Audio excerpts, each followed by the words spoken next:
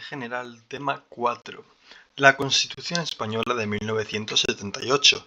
Estructura y contenido. Esencial. La constitucionalización del principio de estabilidad presupuestaria y la reforma constitucional. Empezamos con la Constitución Española de 1978, que las primeras elecciones legislativas se celebraron el 15 de junio de 1977 y acepta las nuevas Cortes, proponiendo así una comisión del Pleno del Congreso para realizar el proyecto constitucional, que a través de los 7 padres de la Constitución van a llevar a cabo un borrador que se aprueba el 31 de octubre de 1978, se ratifica en referéndum popular el 6 de diciembre, se sanciona por el rey el 27 de diciembre y se publica y entra en vigor el 29 de diciembre de ese año, 1978.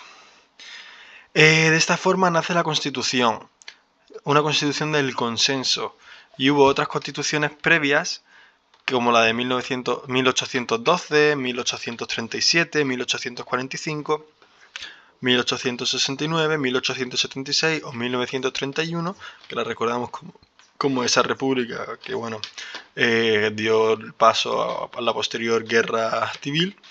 Y bueno, y por último tenemos a la Constitución de 1978, una constitución del consenso y que se apoya en 6 pilares fundamentales, que son la soberanía popular, el Estado social y democrático de derecho, la monarquía parlamentaria, el sistema parlamentario bicameral asimétrico, el Estado unitario descentralizado y el Estado aconfesional.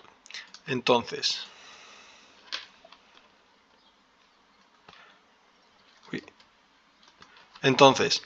la soberanía popular, acaba con el sufragio censitario y pasa al sufragio universal, de forma que se adopta este nuevo sufragio como derecho fundamental con la única limitación de la edad, que como sabemos para votar hay que tener más de 18 años.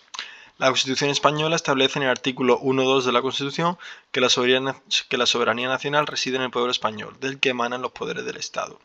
De esta forma se convierte en base de la democracia y los ciudadanos delegan su soberanía a los representantes, pero el derecho a voto es un derecho inalienable. Luego tenemos el Estado social y democrático de derecho, que dice el artículo 1 de la Constitución que España se constituye en un Estado social y democrático de derecho, que propugna como valores superiores la justicia, igualdad, pluralismo político, etc. Luego, la monarquía parlamentaria. El rey carece de funciones ejecutivas, se convierte en mero árbitro de los órganos constitucionales y su persona es inviolable y exenta de responsabilidad. Después tenemos el sistema parlamentario bicameral asimétrico, que dice que la Constitución ha establecido un sistema parlamentario bicameral asimétrico compuesto por Congreso de Diputados como Cámara de Representación Directa y Senado como Cámara de Representación Territorial. Bajo esta estructura, las Cortes Generales responden a la representación del pueblo español y el ejercicio del poder legislativo, así como el control de la acción de gobierno.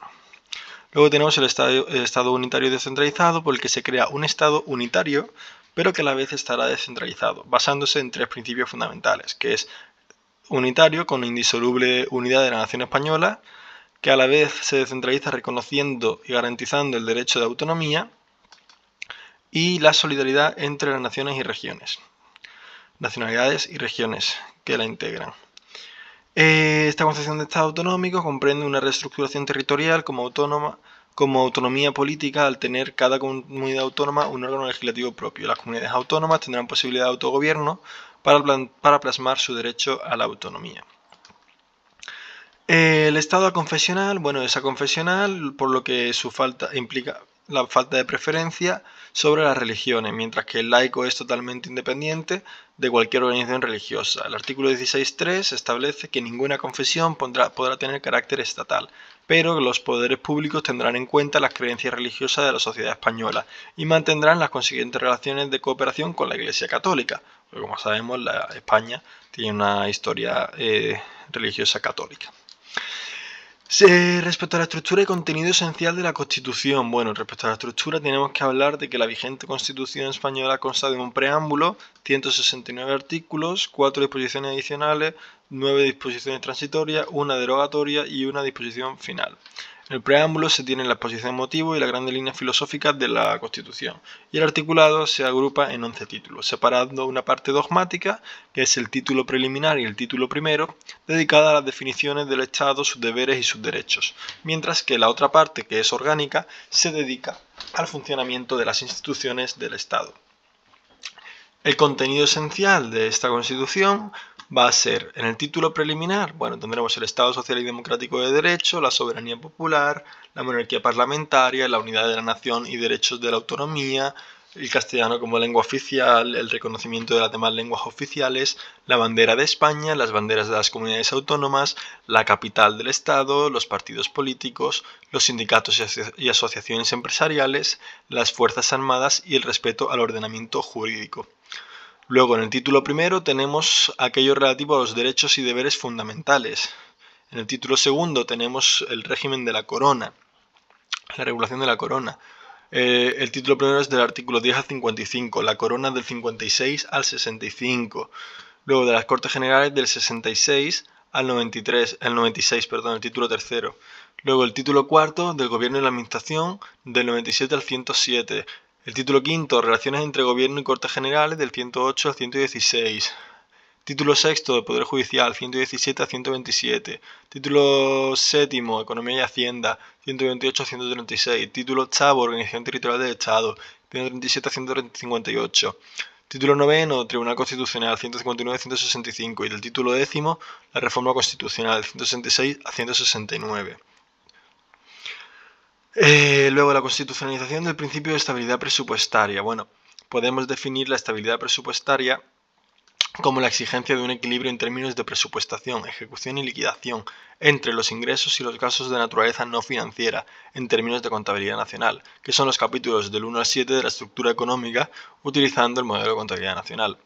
A pesar de existir una ley de 2001 para paliar con la estabilidad presupuestaria, que se mostró insuficiente, y se tuvo que reformar el artículo 135 de la Constitución, dando lugar a la Ley Orgánica 2/2012 de Estabilidad Presupuestaria y Sostenibilidad Financiera, que derogó la ley de 2001 relativa a esta estabilidad presupuestaria.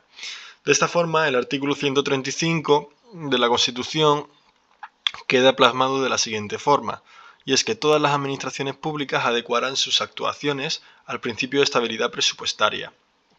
El Estado y las comunidades autónomas no podrán incurrir en un déficit estructural que supere los márgenes establecidos por la Unión Europea.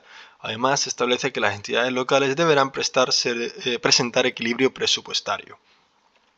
El Estado y las comunidades autónomas habrán de estar autorizados por ley para emitir deuda pública o contraer crédito.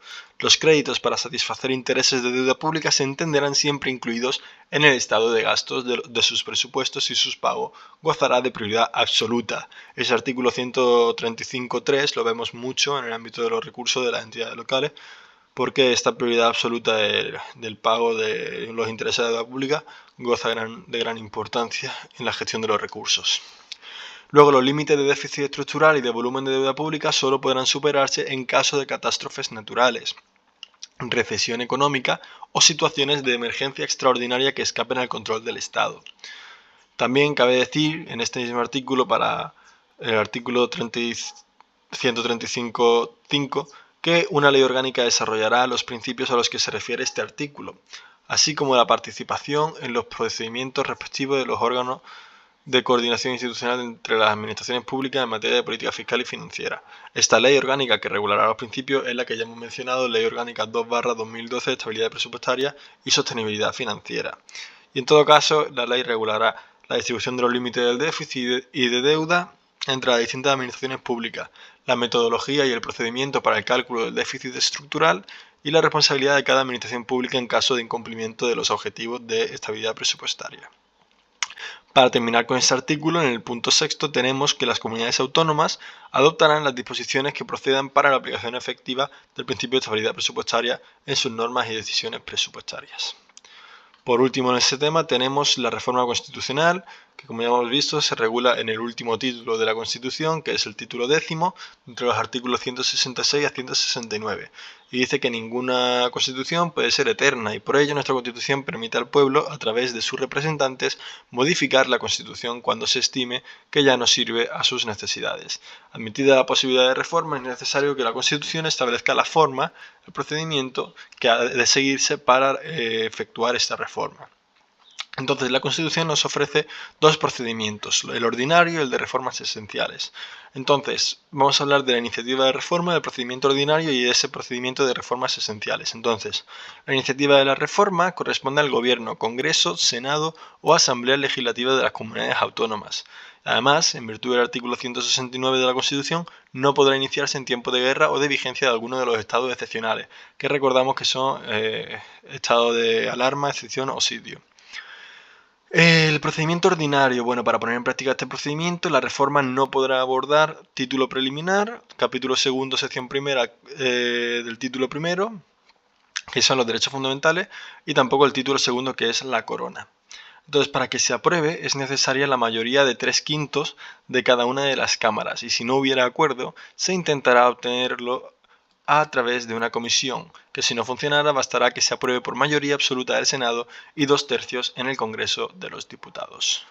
Una vez aprobado el proyecto, debe ser sometido al referéndum si así lo solicitara una 10ª parte de los miembros de cualquiera de las cámaras en los 15 días posteriores a su aprobación.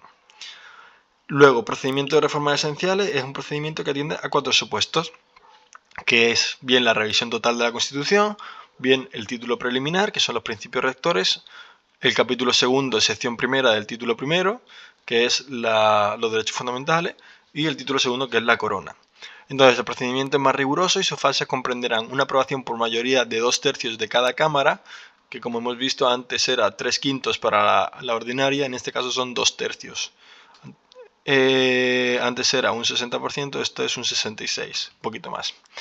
Y debe disolverse las Cortes Generales y convocar elecciones generales después de comenzar este procedimiento. De esta forma, las nuevas cámaras ratifican la reforma por mayoría, de nuevo, de 2/3 de cada cámara y el pueblo se pronuncia en referéndum. Nuestra Constitución se inserta dentro de las llamadas constituciones rígidas en virtud de estos mecanismos que acabamos de explicar.